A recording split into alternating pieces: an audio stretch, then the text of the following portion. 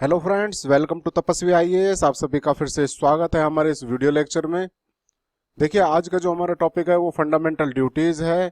और this video is presented by me Kailash Kewal. Start करते हैं हम लोग। देखिए, स्टार्ट करने से पहले एपीजे साहब ने हमसे बात कही थी, उसके बारे में बात कर लेते हैं कि if you salute your duty, अगर आप अपनी ड्यूटीज को सैल्यूट करते हो तो आपको किसी पर्सन को सैल्यूट करने की जरूरत नहीं है। और अगर आप अपने ही ड्यूटीज को पॉल्यूट करते हो, उनको गंदा करते हो, तो आपको प्रत्येक व्यक्ति को सैल्यूट करने की जरूरत पड़ती है। देखिए, आज का जो टॉपिक है फंडामेंटल राइट्स में हम जो पढ़ेंगे, आज के इसमें जो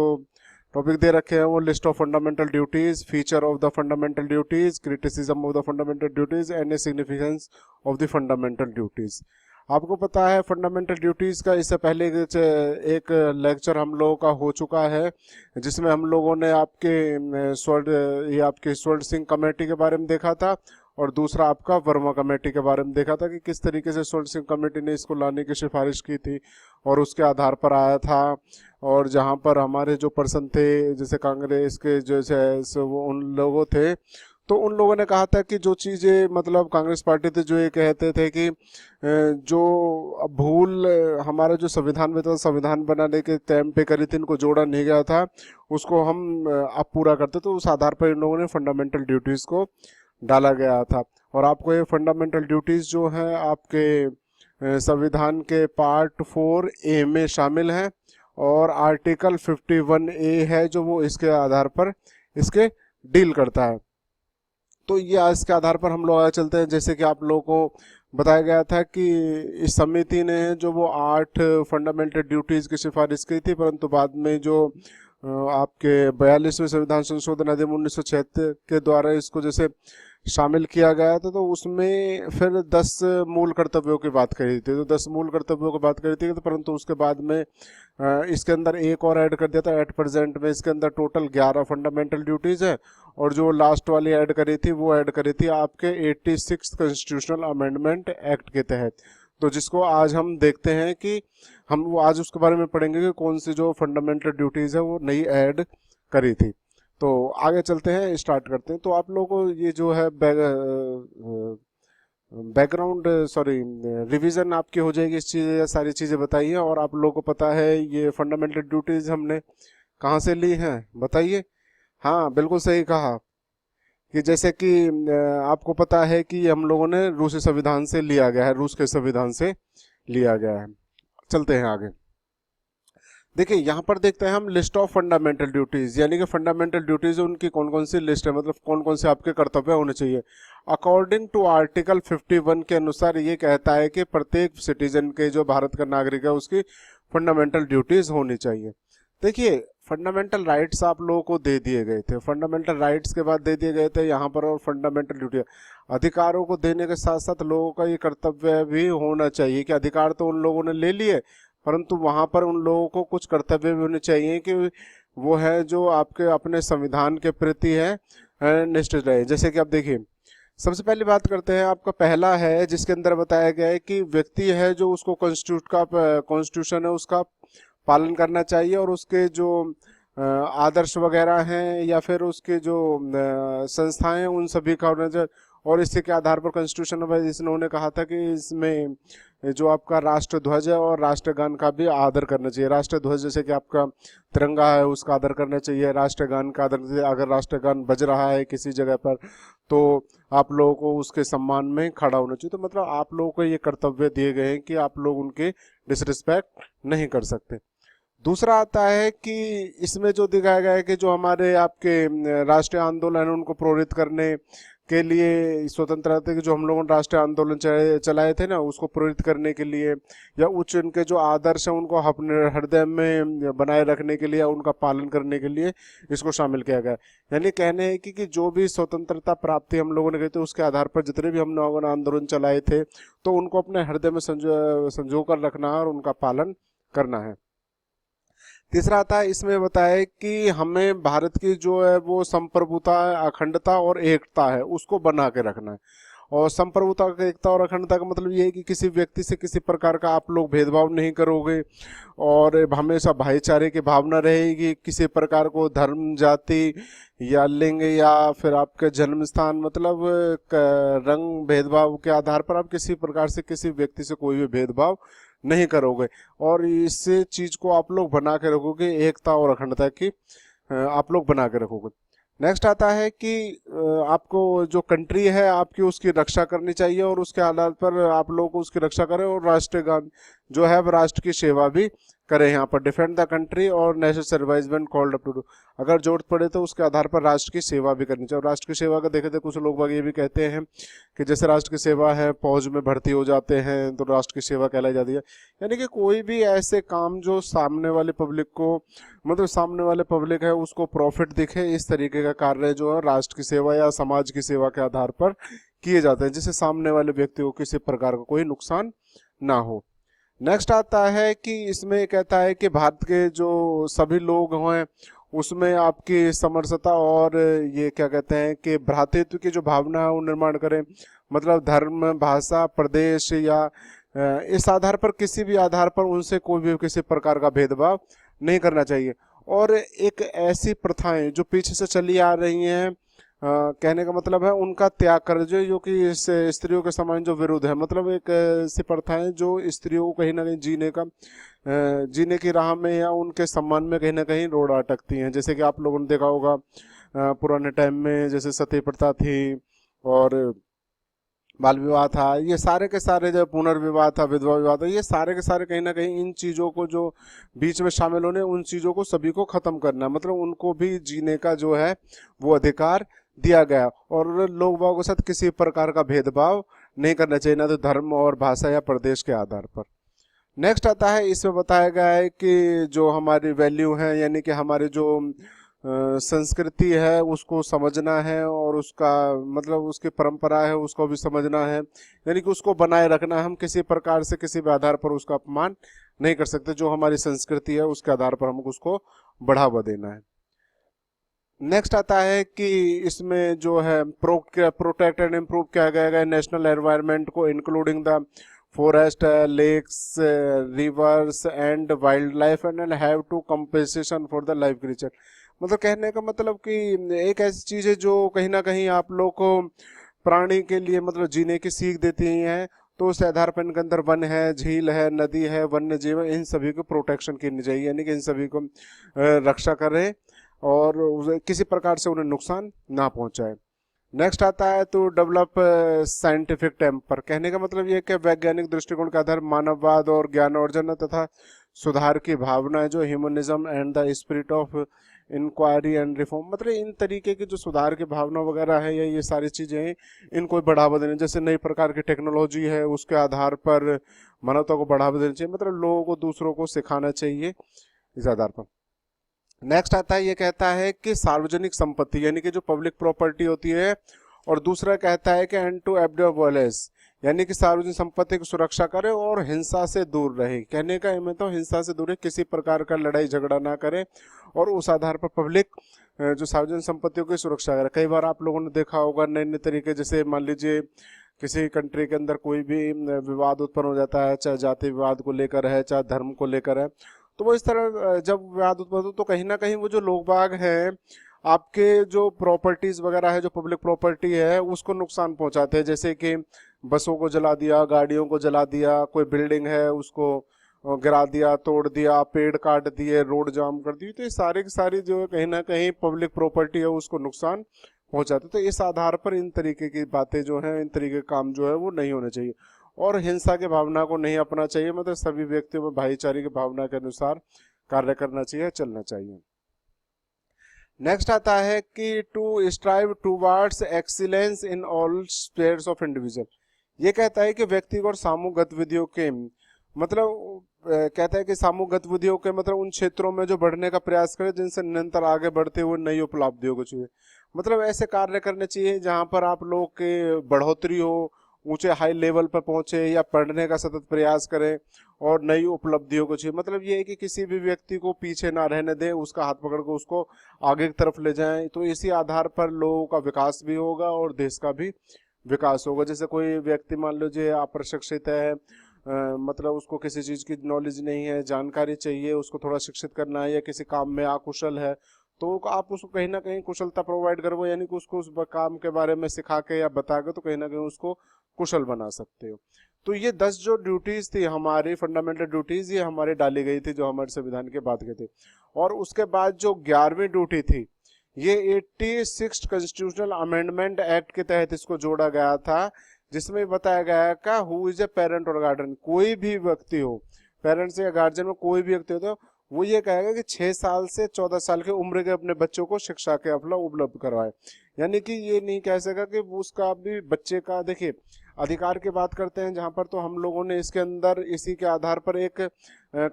वो फंडामेंटल राइट जोड़ा था, और जिसको आर्टिकल 21A के नाम से जाना गया था, जिसको राइट टू एजुकेशन की बात करते हैं, शिक्षा का था, जिसमें बताया गया था कि 6 साल से लेकर 14 साल तक के बच्चों को जो है शिक्षा प्रोवाइड की जाएगी फ्री में। तो उस आधार पर शिक्षा तो प्रोवाइड की जाएगी बच्चे को, परंतु उसके साथ माँ बाप का भी ये कर्तव्य हो जाए कि वो अपने बच्चे को पढ़ने के लिए स्कूल भेजे। तो उस आधार पर माँ बाप का भी कहीं ना कहीं ये कर्तव्य एक होता है कि वो अपने बच्चे को पढ़ने के लिए भेजे और उसमें नई तरीके के इम्प्रूवमेंट के। तो उस आधार पर आप लोगों ने देखा होगा कई जगह ऐसे हैं, कई लोग बाग ऐसे हैं कि अपने बच्चों को पढ़ाते नहीं हैं। वो कई उनकी स्टेटमेंट ये भी रहती है कि जब हम नहीं पढ़े तो तू क्या पढ़ेगा, तेरा फादर नहीं पढ़े तो बेटा क्या पढ़ेगा, फादर भी रिक्शा चलाता तो बेटा भी चला। तो कहीं ना कहीं ये जो सोच है इसको हमें कम करना है, छोटा करना है, कि इस तरीके के जो है काम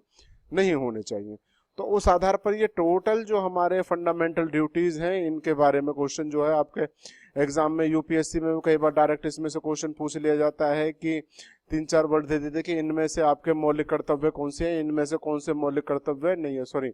फंडामेंटल ड्यूटीज, कि इनमें से आपके कौन से मौलिक कर्तव्य हैं और कौन से मौलिक कर्तव्य नहीं है। तो उस आधार पर भी आप लोगों को ये चीजें हैं जो वो ध्यान रखनी है। नेक्स्ट आता है features of the fundamental duties, यानी कि इस फंडामेंटल ड्यूटीज की जो है विशेषताएं क्या है। और विशेषता ये है कि देखिए जब इसको ड्यूटी को इनको शामिल किया गया था और शामिल करने का द्वारा सब चीज़ें देखी गई थी, इनकी जो विशेषताएं भी देखी गई थी, और इसका फिर जब महत्व भी देखा गया था क्या महत्व है इनको शामिल करने का। और जब शामिल कर लिया गया तो कहीं ना कहीं आपको पता है जब चीज़ें बढ़ने लगती है तो कहीं ना कहीं उसके कुछ आलोचक हैं वो भी खड़े हो जाते हैं कि नहीं इस तरीके से नहीं, ऐसे होना चाहिए, या ये गलत करा है। तो उस आधार पर हम लोग आगे पढ़ेंगे। तो सबसे आप देखते हैं हम लोग features of the fundamental duties, यानी कि मूल कर्तव्यों की विशेषताएं। देखिए मूल कर्तव्यों की विशेषताएं के बारे में अगर बात करते हैं कि देखिए इसमें ये कहते हैं कि इसमें जो कुछ कर्तव्य हैं वो तो आपके नैतिक है, यानी कुछ मॉरल ड्यूटीज हैं, और दूसरा कुछ कहते हैं कि आपकी सिविक ड्यूटीज है, यानी कि कुछ नागरिक है। जैसे उदाहरण के तौर पर बात करते हैं, यहाँ पर बात करते हैं कि जो आप लोगों के स्वतंत्रता संग्राम है, जो मतलब जब हम लोगों को फ्रीडम फायर, जैसे स्वतंत्रता मिली थी देश की आज़ादी के लिए, हम लोगों ने कई आंदोलन लड़े थे। हमारे जो पिछले जो बुजुर्ग वगैरह था वो बताते थे, या लोग बाग जो महान हस्तियाँ थी उन लोगों ने आज़ादी के लिए नए नए तरीके के आंदोलन। तो वहीं स्वतंत्रता संग्राम के जो उच्च आदर्श वगैरह हैं उनका सम्मान करना हमारा नैतिक कर्तव्य है। और उनका नैतिक कर्तव्य है क्यों, क्योंकि इस तरीके के जो आंदोलन वगैरह चले थे। और दूसरा कहता है उसी के साथ ही नेशनल फ्लैग और नेशनल एंथम, इसकी जो राष्ट्रध्वज और राष्ट्रीय गान का जो आदर करना है वो आपकी एक सिविक ड्यूटी है, यानी कि एक नागरिक का कर्तव्य है। और नागरिक कर्तव्य के आधार पर ये नहीं है कि इस चीज़ों को सिखाएगा नहीं आपको कि नहीं इस तरीके से ये एक नैतिक कर्तव्य है कि जो करना है। इस आधार पर नागरिक कर्तव्य है, जहाँ तक है आप लोग अगर इनका सम्मान करते हो तो कहीं ना कहीं आपकी वैल्यू बढ़ती है। कि नेशनल एंथम बढ़ रहा हो चाहे नेशनल फ्लैग हो कहीं पर लहराया जाए तो वहाँ पर आप उसके सम्मान में खड़े हो सकते हैं और आपको खड़ा होना है। दूसरा कहता है कि ये जो फंडामेंटल ड्यूटी इसके अंदर कहीं ना कहीं आपके जो भारतीय मूल की जो भारतीय परंपरा है, या आपकी जितने भी पुरानी कथाएं हैं धर्म से या फिर आपके पद्धतियों से सम्मति, ये सारे के सारे कहीं ना कहीं ये जो जीवन पद्धति का आर्थिक कर्तव्यों का वर्गीकरण है। कहीं ना कहीं ये सारे के सारे सिखाते हैं कि व्यक्ति का इस तरीके का कर्तव्य होना चाहिए। इनकी चीज में व्यक्ति जो बारे में पढ़कर कहीं ना कहीं अपने कर्तव्यों को जानता है कि हमें इनको नुकसान नहीं पहुंचाना चाहिए, इनका आदर सम्मान करना चाहिए, क्योंकि ये हमारी जितनी भी संस्कृति है या धर्म है या फिर हमारी जितनी पौराणिक कथाएं हैं, ये जितना हमारे पास बनी रहेगी उतना ही हमारे देश का जो है मान सम्मान है बढ़ेगा, या उसी आधार पर हम लोगों की भी जो वो है वैल्यू है वो भी कहीं ना कहीं बढ़ेगी। तो इस आधार पर इन लोगों का जो है वो वर्गीकरण किया गया था, मतलब इन जीवन पद्धति के आधार पर इन कर्तव्यों का वर्गीकरण किया गया था। नेक्स्ट आता है कि कॉन्स्टिट्यूशन के अंदर कुछ फंडामेंटल राइट्स ऐसे हैं जो सभी लोगों के लिए, चाहे वो नागरिक हो चाहे वो आपके फॉरेनर्स हो, यानी कि गैर नागरिक हो या विदेशी हो, परंतु जो मूल कर्तव्य दिए गए हैं, मूल कर्तव्य ओनली ऑन सिटीजन्स के लिए दिए गए हैं, नॉट फॉरेनर्स के लिए। मतलब ये जो कर्तव्य होते हैं ये प्रत्येक देश जो अपने आधार पर अपने लोगों को प्रोवाइड करवाता है, यानी कि ये किसी बाहरी व्यक्ति के लिए शामिल नहीं होते। जैसे कि मैंने आप लोगों को बताया था कि जो हमारे लास्ट वीडियो में मैंने बताया था कि जैसे हमारे कुछ प्रमुख लोकतांत्रिक देश थे, जिसमें अमेरिका था, फ्रांस था, जर्मनी था, ऑस्ट्रेलिया था, कनाडा था। तो ये सारे के सारे संविधानों में जो है वो मूल कर्तव्यों को परिभाषित नहीं किया, मतलब इन राज्यों के देशों के अंदर जो मूल कर्तव्यों के बारे में नहीं बताया गया था। परंतु उसी के साथ मैंने आपको बताया था कि सिर्फ केवल जापानी एक ऐसी कंट्री है जिसने इनके मूल कर्तव्यों के बारे में पूरी अच्छी तरीके से विस्तृत जानकारी। और आपको पता है जापान के जो लोग हैं वो बहुत ही ज़्यादा भाई जीनियस कहते हैं, बहुत ही ज़्यादा जीनियस है, मतलब अपने काम के प्रति बहुत ही ज़्यादा कहते हैं उन्हें लगाव बहुत है। तो वो इस तरीके के लोग हैं, तो वहाँ पर उन लोगों को जो है वो मूल अधिकारों और कर्तव्य है जो उनको बराबर महत्व दे। वो ये कहते हैं कि जितना मायने हमारे लिए मूल अधिकार रखते हैं उतना ही मायने हम लोग हमारे लिए कर्तव्य रखते हैं। मतलब जिस हिसाब से हमें मूल अधिकारों को प्रोवाइड करें उस हिसाब से हमारा कर्तव्य होता है कि हम उन लोगों को भी, मतलब उन नियमों को भी निभाएं। नेक्स्ट आता है कि फंडामेंटल जो राइट्स है वो नॉन जस्टिसिएबल है, यानी कि नॉन जस्टिसिएबल। और जैसा कि आप लोगों को बताया गया था कि फंडामेंटल जो राइट्स होते हैं आपके वो जस्टिसिएबल होते हैं, परंतु यहाँ पर फंडामेंटल जो ड्यूटीज है आपकी नॉन जस्टिसिएबल है, यानी कि गैर न्यायिक है। लाइक डीपीएसपी, क्योंकि डीपीएसपी के बारे में मैंने आप लोग पढ़ा था कि जो डीपीएसपी है वो भी आपके गैर न्यायोजिक है, जिसके आधार पर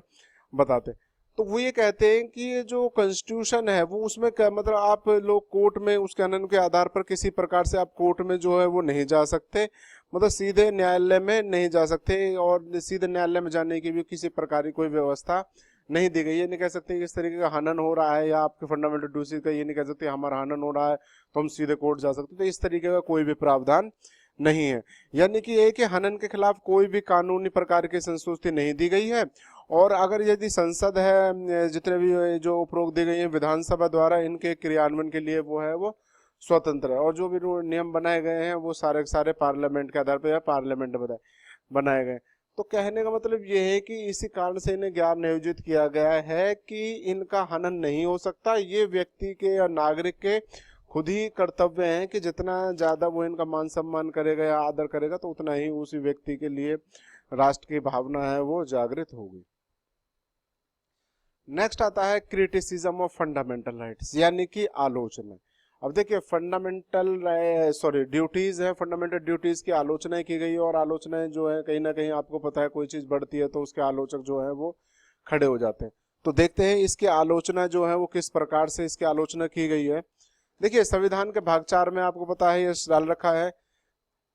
कुछ पर्सन जैसे हमारे कहते हैं कि ये जो लिस्ट है, ड्यूटीज की जो लिस्ट है वो कंप्लीट नहीं है। जैसे इसमें कुछ अन्य कर्तव्य है, जैसे कास्टिंग वोट, सॉरी 2 बार लिखे कास्टिंग, तो इसको एक को हम डिलीट कर देते हैं, यहाँ पर ये हम लोगों ने कट कर दिया। दूसरा आप लोग कास्टिंग वोट, पहला है आपका कास्टिंग वोट, फिर पेइंग टैक्सेस, फिर फैमिली प्लानिंग वगैरह। वो ये कहते हैं कि जैसे मतदान कर आपके या फिर आपकी किसी प्रकार की कर अदायगी या परिवार नियोजन, मतलब ये सारे के सारे इसके अंदर शामिल नहीं किए गए हैं। और इनके बारे में बताया नहीं गया, क्यों कहीं ना कहीं व्यक्ति का ये कर्तव्य भी होता है कि वो मतदान के बारे में जाने, या मतदान करना उसको जरूरी है और टैक्स पे करना चाहिए उसे, या परिवार नियोजन के बारे में उसे, मतलब किस तरीके से उनसे परिवार नियोजन की जो प्लानिंग है वो करनी चाहिए। तो कहीं ना कहीं ये सारी बातें जो है उसको बतानी चाहिए। तो परंतु इन सभी बातों के बारे में आपके जो मौलिक कर्तव्य हैं उनके में इन सभी बातों का उल्लेख किसी प्रकार का नहीं किया गया। नेक्स्ट कहता है कि जो इन फैक्ट, मतलब देखा जाए फैक्ट के आधार पर, तो ड्यू टू पे टैक्सेस की जो बात करिए कर अदायगी कर्तव्य को जो है स्वर्ण सिंह समिति की संस्तुति मिली थी, मतलब उन्होंने ही कहा था ये कि इसको डालो, परंतु ये बात भी जो सरकार है उसने एक्सेप्ट नहीं किया था, उन्होंने मना कर दिया कि नहीं इस तरीके की बात जो है वो शामिल नहीं कर सकते हैं। फिर दूसरा आता है कि इसमें कहा गया है कि कुछ जो ड्यूटीज है वो स्पष्ट नहीं है, नॉट क्लियरली, और कहते हैं कि बहुअर्थी है या आम व्यक्ति के लिए समझना जो है वो उसको बहुत ज्यादा मुश्किल हो जाता है। जैसे कि उदाहरण के तौर जैसे व्याख्या की गई है, कहीं ना कहीं उनको नोबल आइडिया, उच्च आदर्श की बात की गई है, या कंपोजाइट कल्चर यानी कि सामसिक संस्कृति है, या वैज्ञानिक आपका साइंटिफिक टैग है, टेम्पर है यानी कि वैज्ञानिक दृष्टिकोण, मतलब इनके बारे में क्लियर करके नहीं बताया गया है, ना उनके बारे में बोल के बताया गया है। तो इस तरीके से ये जो कुछ वर्ड है, मतलब जो नॉर्मल व्यक्ति है, कॉमन व्यक्ति है, उसके लिए इन सभी वर्डों को जो समझना है वो बहुत ही ज्यादा मुश्किल होता है। तो इन से वो कहते हैं कि इन वर्डों का भी कहीं ना कहीं पूरी तरीके से खुल के जिक्र करना चाहिए था। आगे कहते हैं, देखिए आगे जैसे इसमें कहा था कि स्वर्ण सिंह कमेटी है, उन्होंने कहा था कि जो है कि मूल कर्तव्यों को न निभाने वालों पर दंड और सजा की सिफारिश की थी। मतलब सिफारिश करनी चाहिए कि जो इन व्यक्तियों पर, परंतु इस बात सॉरी इस बात को जो है हमारी सरकार है उस समय ऑन दैट टाइम जो सरकार थी हमारी, उन्होंने नहीं माना कि इस तरीके से हम किसी प्रकार का सजा का या दंड का प्रावधान नहीं कर सकते। और मतलब आलोचक जो थे, आलोचकों ने ये बात उस आधार पर कही थी, जैसे कि आपके ये जो गैर न्यायोचित हैं, कि आपको पता है फंडामेंटल ड्यूटीज, जैसे मैंने बताया आपको, वो फंडामेंटल ड्यूटीज है वो गैर न्यायोचित है यानी कि नॉन जस्टिसिएबल है। तो उसके आधार पर जो आलोचक थे इनको नैतिक आदेश का करार दिया था, मतलब ये एक नैतिक आदेश के आधार पर थे, यानी कि मॉरल ऑर्डर के आधार पर देखा गया था कि मॉरल ऑर्डर है ये, और अगर इनका पनिशमेंट मतलब अगर इनको नहीं मानता है, कोई व्यक्ति नहीं मानता तो उसके खिलाफ कार्रवाई की जानी चाहिए। परंतु इन सभी बातों को उस समय शामिल नहीं किया गया था, और आलोचक ने इन बातों को यहाँ पर उठा भी दिया था एक मुद्दे के तौर में। नेक्स्ट आता है कि ये जो संविधान में जो इनको शामिल करने को जो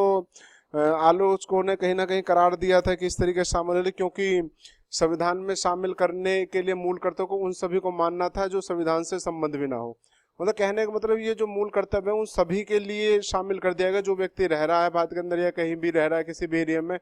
भले वो संविधान से संबंध ना हो, परंतु इन सभी को मूल कर्तव्यों को मानना उसके लिए बहुत ज्यादा जरूरी कर दिया गया था। नेक्स्ट आता है, इसमें बताया आलोचक ने बताया है कि इसको जो फंडामेंटल ड्यूटीज है, फंडामेंटल ड्यूटीज को आप लोगों ने भाग 4 में डाला है, और इस आधार पर तो कहीं ना कहीं ये फंडामेंटल ड्यूटीज के मूल कर्तव्यों के मूल्य और महत्व को भी कम करती है। अगर इसको आप लोग संविधान के 3 भाग में जोड़ा जाना चाहिए जो कि मूल कर्तव्यों के बराबर है। देखिए आलोचकों ने यहाँ पर यह बात भी कही थी, जैसे कि हम लोग कहते हैं कि जैसे कि मूल कर्तव्यों के वो सॉरी मूल अधिकारों की बात की गई थी, और मूल अधिकारों के आधार पर जैसे कि मूल अधिकारों को दिया गया है, आपके फंडामेंटल राइट्स को दिया गया है पार्ट 3 में, और 12 से 35 के बीच में इसमें आर्टिकल्स की जो है वो बात करी गई है, ठीक है ना। तो आने अब मूल अधिकार दिए गए, मूल अधिकारों को मूल अधिकारों को मूल कर्तव्यों को बराबर ही शामिल कर दिया, यानी मूल कर्तव्य जो उनको अधिकार के बराबर ही समान महत्व दिया जाना चाहिए। तो कहीं ना कहीं इन लोगों को इसको फंडामेंटल राइट, फंडामेंटल ड्यूटीज है जो उनको कहीं ना कहीं फंडामेंटल ड्यूटीज हैं उनको कहीं ना कहीं पार्ट 3A में शामिल कर देना चाहिए था, और जो इसका आर्टिकल है वो 35A कर देना चाहिए। एक तरफ हमारे जैसे फंडामेंटल राइट्स को हम पढ़ते हैं, फंडामेंटल राइट्स के पढ़ने के बाद हम तुरंत फंडामेंटल ड्यूटीज को पढ़ें, जिसमें हम लोगों को अपने अधिकारों के साथ साथ हमारे जो मौलिक कर्तव्य है उनके बारे में पता लगता रहे, यानी उनके बारे में भी हमें तुरंत याद होता रहे। तो परंतु कहीं ना कहीं इन्होंने पहले उसके आधार पर फिर फंडामेंटल राइट्स के बाद डीपीएसपी डाले, और डीपीएसपी के बाद कहीं ना कहीं फिर इन लोगों ने फंडामेंटल ड्यूटीज को शामिल कर। तो आलोचक भी ये बात कहते हैं कि अगर जब डालना था इनको तो फंडामेंटल राइट्स के बाद ही डाल देते, मतलब पार्ट 3 के बाद डाल देते। इनको ऐसा क्यों था कि इन्होंने मतलब डीपीएसपी का बाद डाला, तो कहीं ना कहीं ये भी जो उनका जो महत्व है या उनका जो मूल्य है उसको कहीं ना कहीं कम भी करते हैं। देखिए नेक्स्ट आता है अपना significance of the fundamental duties, यानी कि फंडामेंटल ड्यूटीज हैं, मूल कर्तव्य हैं, उनका क्या क्या महत्व है। जैसे कि आपको पता है कि कई प्रकार के आलोचक आए थे, उनके विरोध हुए थे, उसके बावजूद भी कहीं ना कहीं इनका जो महत्व है, मूल कर्तव्यों का महत्व है, उन लोगों ने कहा था कि इस प्रकार कोई महत्व नहीं है, ये किसी काम के नहीं है। तो उस आधार पर हम लोगों ने कुछ महत्व निकल के आया था, तो उसके आधार पर पढ़ते हैं। देखिए सबसे पहले बात करता है कि जो नागरिकों को मतलब जो नागरिक है उनको मूल कर्तव्यों के रूप में सेवा करते हैं या अपने अधिकारों का प्रयोग करते हैं, चाहे वो आपके समाज के प्रति हो, चाहे वो आपके देश के प्रति हो, चाहे वो अपने मतलब साथी नागरिकों के प्रति हो, तो कहीं ना कहीं उन संबंध में उनके जो जानकारी है वो रखनी चाहिए। और जानकारी के आधार पर यह है कि कर्तव्यों के संबंध में है कि हर व्यक्ति को ये बताना चाहिए कि उसका जो कर्तव्य है वो क्या करते हैं। उसको अपने कर्तव्यों से किसी प्रकार से विमुख नहीं होना, यानी कि अपने कर्तव्यों से किसी प्रकार का उसे मुंह नहीं बोलना है। जो कर्तव्य है उसके उसी आधार पर अपने कर्तव्यों को मानना है या उनको पूरा करना है। दूसरा कहता है यहाँ पर जो ये है कुछ वार्निंग भी प्रोवाइड करवाते हैं, जैसे कि anti national and anti social activities like burning the national flag, destroying public property. कहने का मतलब ये है कि उनको वार्निंग भी प्रोवाइड करते हैं, वार्निंग भी देते हैं कुछ गतिविधियों में, जैसे राष्ट्रीय ध्वज को जलाना है या सार्वजनिक संपत्ति है उसको नष्ट करना है, तो उनके खिलाफ भी चेतावनी करते हैं। जैसे अमेरिका में होता है कि कई बार आप लोगों ने देखा होगा वहां पर मुद्दा उठता है तो वो लोग बाग क्या करते हैं, वहां के जो पार्लियामेंट है उसके सामने खड़े हो जाते हैं और वहां का झंडा ले लेते हैं, झंडे को लेकर आग लगा देते हैं उसमें, और इस तरीके से प्रदर्शन करते हैं उनके सामने। परंतु भारत में इस तरीके की जो परमिशन है वो नहीं दी गई है कि भारत के अंदर कोई व्यक्ति किसी प्रकार से झंडा नहीं जला सकता है, और मतलब उत्पाद मचाएगा या आंदोलन करे तो झंडे को नहीं जला सकता। अगर वो करता है तो उसके खिलाफ जो है उचित कार्यवाही की जाए। तो हमारे यहाँ झंडे चलाने की, झंडा जो जलाने हैं उसकी मतलब झंडा जलाने की परमिशन नहीं दी गई है कि वो झंडा नहीं जला सकता है। और डिस्ट्रॉइंग पब्लिक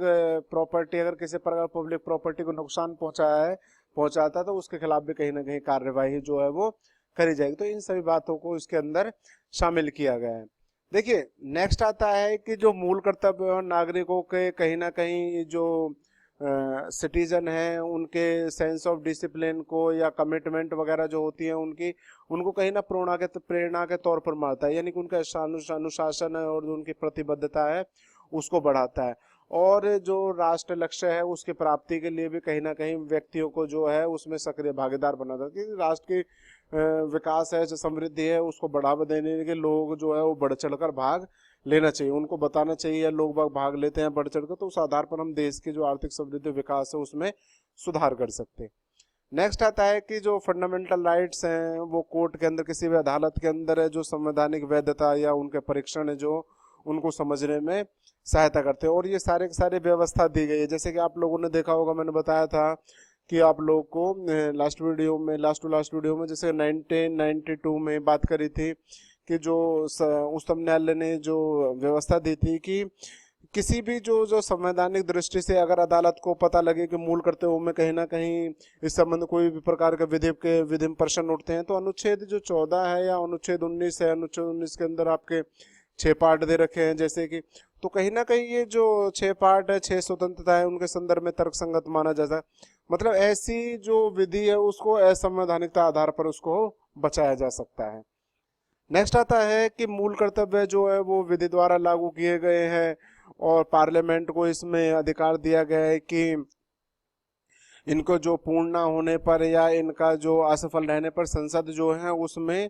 किसी प्रकार का जो है आर्थिक दंड या सजा का जो है प्रावधान कर सकती है, अगर इस प्रकार से इनका किसी प्रकार से कोई पूर्ण नहीं होते या कहीं ना कहीं अगर इनमें लागू होने पर कहीं ना कहीं अगर लागू होने में असफल रहते हैं तो जो संसद है वो कहीं ना कहीं सजा का प्रावधान जो है वो कर सकती है। देखिए इनको लागू होने के साथ ही जो मूल कर्तव्यों को शामिल करने के कुछ कारण भी बताए गए, तो वो सारे कारण जो हमारे 2-3% थे उन्होंने बताया, जैसे कि HR गोखले थे कि जो हमारे उस समय के लॉ मिनिस्टर थे, उन्होंने कहा था कि जो फंडामेंटल ड्यूटीज को डाला गया, मतलब संविधान के बाद, मतलब संविधान है जो लागू होने के 26 वर्ष बाद जो मूल कर्तव्यों को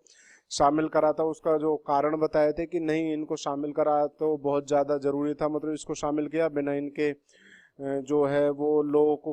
अपने कर्तव्य नहीं पता थे, तो इनको जो शामिल किया गया वो बहुत ही बढ़िया आधार पर गया। वो ये कहते थे कि इसमें कहा गया है कि स्वतंत्र भारत के बाद, यानी कि इन पोस्ट इंडिपेंडेंट संजय स्वतंत्र भारत के बाद जून 1975 को आपातकाल की जो पूर्व संध्या पर लोगों के एक वर्ग ने कहीं ना कहीं स्थापित, जो लोगों का जो वर्ग था उसने कहीं ना कहीं स्थापित विधिक व्यवस्था का सम्मान करने की अपने मूल पद्धति के प्रति कोई उत्सुकता नहीं दिखाई थी। और उत्सुकता नहीं कहते, उसी आधार पर जो लोग थे, उनको आंदोलन लोग थे, उन्होंने कहीं ना कहीं राष्ट्र विरोधी आंदोलन और कई जगह विद्रोह किए थे, जिसके आधार पर जो है वो प्रभावी रहा था। तो मतलब ये कहते हैं कि अगर जैसे कि क्या कहते हैं कि जब उस समय आपको पता है इमरजेंसी लगी थी 1975 से 77 के बीच में इमरजेंसी, तो लोग बागों को इन चीज़ों के बारे में पता नहीं था, कहीं ना कहीं बहुत ज़्यादा आंदोलन के आधार पर बहुत ज़्यादा उपद्रव मचाया था, प्रॉपर्टी जलाई थी। जब मतलब ये कि कहने पर जब उस समय इमरजेंसी लगी तो कहीं ना कहीं, और आपको पता है सबसे ज़्यादा इमरजेंसी के आधार पर आपको पता है आर्टिकल वो सॉरी अमेंडमेंट 42, उसमें सबसे ज़्यादा संशोधन किए गए थे, जिसको लघु संविधान के नाम से जाना था।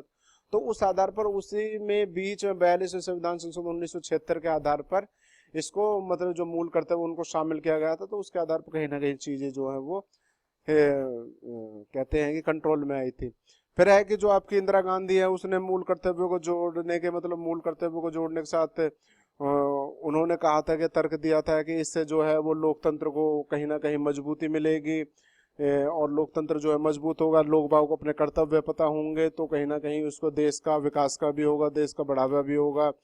और तो उन्होंने इस आधार पर यह भी कहा था कि जो मूल कर्तव्यों का जो नैतिक कर्तव्य है, the moral value of the fundamental duties, मतलब मूल कर्तव्यों को जो नैतिक मूल्य है, अधिकारों को कोमल करना नहीं होना चाहिए, लेकिन लोकतांत्रिक जो व्यवस्था है, यानी कि डेमोक्रेटिक जो बैलेंस है, उसको बनाए रखना है। यानी कि संतुलन बनाए रखते हुए लोगों को अपने अधिकारों के समान कर्तव्यों के प्रति सजग रहना चाहिए। मतलब जिस हिसाब से वो अपने अधिकारों के प्रति सजग है, उसी हिसाब से अपने कर्तव्यों के प्रति भी रहना चाहिए। यानी कि अगर उनका हनन होता है मूल अधिकारों, तो वो तुरंत सुप्रीम कोर्ट या हाई कोर्ट भाग जाते हैं कि हमारे मूल अधिकारों को। परंतु जिस तरीके से वो इतनी ज्यादा कहते हैं कि फुर्ती दिखाते हैं, या इतने ज्यादा बहुत जल्दी करते हैं कि हमारे मूल अधिकारों को, तो उस आधार पर उन लोगों को ये पता होना चाहिए कि हमारे भी कर्तव्य हैं कुछ, उन कर्तव्यों से हमें पीछे नहीं होता, उसी आधार पर हमें कर्तव्य हैं जो उनको भी अपनाना चाहिए। तो कहीं ना कहीं जैसे कि जब बात हुई थी कि जो संसद में विपक्ष था, उस संविधान में कांग्रेस सरकार द्वारा जो मूल कर्तव्यों को जोड़े जाने का जो बहुत ही कड़ा विरोध किया था, और इसके आधार पर जो मोरारजी देसाई थे, उनके नेतृत्व में नई जनता सरकार ने आपातकाल के बाद इन मूल कर्तव्यों को समाप्त भी नहीं किया था। मतलब कि नई सरकार जो थी 43वें संविधान संशोधन 1977 और 44वें संविधान संशोधन 1978 द्वारा, या 42वें संविधान संशोधन 1976 में अनेक परिवर्तन करना चाहती थी, और इसमें संविधान में जो मूल कर्तव्यों को जोड़ा जाना भी आवश्यक था। तो ये स्पष्ट हो गया था कि इनकी जो जरूरत है, इनकी जो वैल्यू है, वो बहुत ही ज्यादा, इस आधार पर इनको जोड़ा गया था। तो इस आधार पर यहाँ पर जो हमारे लोगों का चैप्टर है वो खत्म होता है फंडामेंटल ड्यूटीज का। बाकी मिलते हैं आप लोगों से एक नई वीडियो के साथ, एंड थैंक्स फॉर वॉचिंग।